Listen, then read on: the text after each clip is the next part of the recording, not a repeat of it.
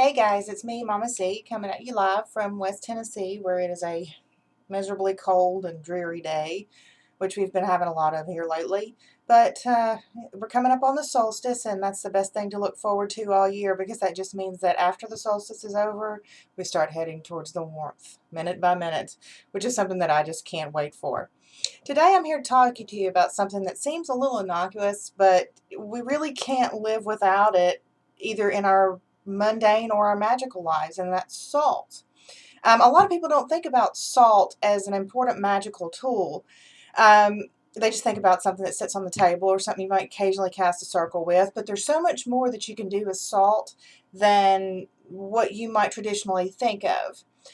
Salt has been used as a preservative. It's been traded. It's been mined as far back as 6000 BC. I mean, salt has just always been an inherent part of our earth. And that's probably the reason why a lot of times in our practice we use it to represent the element of earth on our altar. In funeral offerings in Egyptian tombs, they used salt as offerings to the dead. They also used it as part of the preservatives in the mummies. There are 35 verses in the Hebrew Bible that mention salt. So salt has also been a part of religion going back as far as recorded time. Everybody's heard the story about Lot's wife when Sodom and Gomorrah was being destroyed. She turned around to look and was turned into a pillar of salt. Salt is also used in consecration and in certain Catholic masses. So, again, it's a tool that crosses, sort of like incense, that crosses many cultures and many religions and can't just be tied to one. So that makes it not only widespread, but really probably more important than most people give it credit for. Salt is used to purify and cleanse a lot of times. For a purification bath, use like a lot of the bath salts that we make here in the shop. Like this is the Rockstar bath salt. This one is Southern Sunshine, which is one of my favorites. This is a happy salt right here, and this is the Money Honey bath salts. Right here. Can we get it? Yeah, we got the Money Honey bath salts. You can use just regular salt in your bath if you just need to do a purification, or with these bath salts like the ones that we make in the shop, they are used for a purpose. Those salt is taken and mixed with herbs, and sometimes little tiny pieces of ground up crystal and essential oils to make a purpose, like that one for money. And the rock star is a confidence builder, in case you have to do a lot of public speaking, or if you are in the public eye, if you're a performer, it's to give you enhanced confidence. And then the Southern Sunshine, that one's just a happy. That's one I made for me actually originally. That is a mood lifter. It helps with depression. It helps with anxiety. It helps you feel in the middle of I have a hard time in the wintertime getting up and getting going because I just do not like winter at all. And the Southern Sunshine kind of reminds me of bringing back some of my summertime. Salt is also used in casting. You can cast a circle with salt to protect your circle when you do your magical work.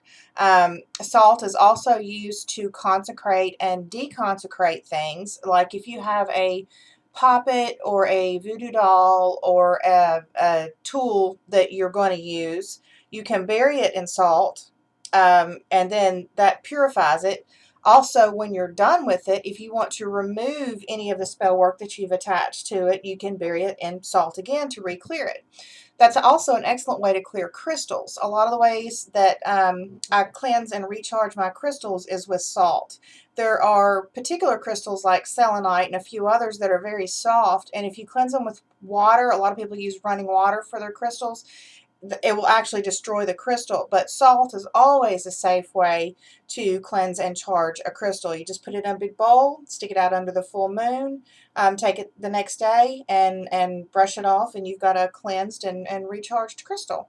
The sprinkling and casting salts, again, you can use just regular salt, or there are other ones that are made like this one. This one is our clearing salt that we make here in the shop, and then there is lavender salt right here. Clearing salt is used to clear a person, place, or object. This is great when you can't smudge. Clearing salt is a mixture of some citrusy and sage essential oils along with Dead Sea salts. I use a really pure Dead Sea salt in all of the products that we make here in the shop because I just think that's the best for what it is that I do. But you can grab a can of Morton table salt and use it to make a circle or a casting or a bath if that's all you have on hand. Any kind of salt will do. The Dead Sea salt is what I use in my products just because I think it's a little classier, a little better for you, a little more pure. But like I said, the table salt will do in a pinch. Lavender salt right here is also for cleansing and purification, but it's also for peace. So if you've got an area, like if you have a relative that comes visits that's kind of a gigantic pain in the ass and you need to cleanse the area that they've been staying in, say they've been in a guest bedroom and you just feel that icky, yucky vibe, it's kind of like smudging. You take this lavender salt and sprinkle it on the floor, and then just let it set a while and vacuum it right back up, and that just kind of purifies the space. You can also take a bowl of it and set it next to wherever the person is going to be sleeping or staying to help absorb the negativity that they might put off. Then you've got things like black salt. Black salt is used as a protection salt or a deterrent. A lot of times black salt can be used if you're having problems with people coming onto your property, or if you feel like your safety is in jeopardy. Making a circle of the black salt around your house or your property. Now, yes, it does eventually blow away and things like that, and it's something that should be repeated from time to time. But what you do is you make the circle and then you put your will, your intent into it, and so even after it starts to blow away, that circle is still there ethereally. Does that make sense? That it's once it's there, it's there. You do need to refresh it from time to time, but once you put your will into that circle stays as a circle of protection. And then you have things like this. This is one of my recipes, one of my specialties, the GTFO salt.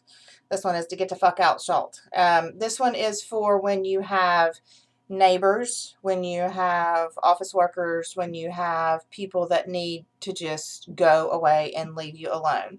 What you do is you sprinkle this where they'll walk in it. It's kind of like hot foot oil, except for a little easier to use. You just take this, you sprinkle this where they walk on it, and once it sticks to their shoes, it's get the fuck out. It's a make them want to go away.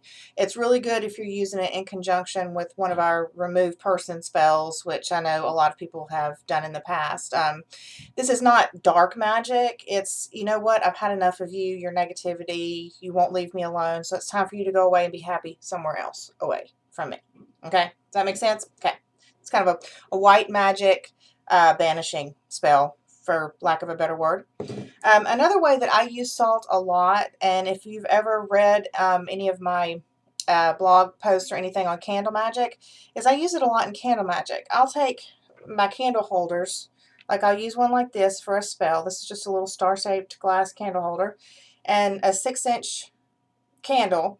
Put it down into the candle holder, and then I pour the salt, like, if I can do this without knocking this over. Whoops, yep, I figured that was going to happen. Normally, I will have this stuck down in here a little better, but take and pour salt around it. And then when your spell is over, the candle wax has melted down into the salt, and it kind of makes a nice, neat little package. You can pop it right out. I usually use my magical nail file, which I keep in my cabinet. That's actually true. A metal nail file that I have consecrated and has stayed in my altar for years and years is something that I use for particular tools like that, to pop wax out, things like that. It's part of my altar, and it's part of my magical toolkit, and it's a great little thing to use. So if you're gonna pop it out of a candle holder and take it and finish up your spell, put it in the front yard or bury it, or however it is that you need to complete, that makes a nice little package when you've got it melted into the salt. Now, it's really easy to make your own salts. All you need is, if you're going to do bath salts, I recommend adding some Epsom salts a cup of Epsom salts, a cup of Dead Sea salts, and then just a few drops of the essential oil that you're going to use. Like if you wanted to make something for attraction, maybe a couple drops of rose oil and a few rose petals thrown in there. And then you've got yourself a love bath salt if you've got a special night coming up. There's all sorts of good recipes out on the internet. I've got loads of them. We make a lot of them here in the shop. But if you haven't ever thought about it before, consider adding salt, and good lots of it, to your magical arsenal. Again, these videos are unscripted, unwritten, and unedited. So if you have any questions, you can get in touch with me at mamacreepy@mamacreepy.com, or on my Facebook page, which is facebook.com/mamacs, MAMACS. And I hope you guys have a beautiful and wonderful solstice. Blessed be.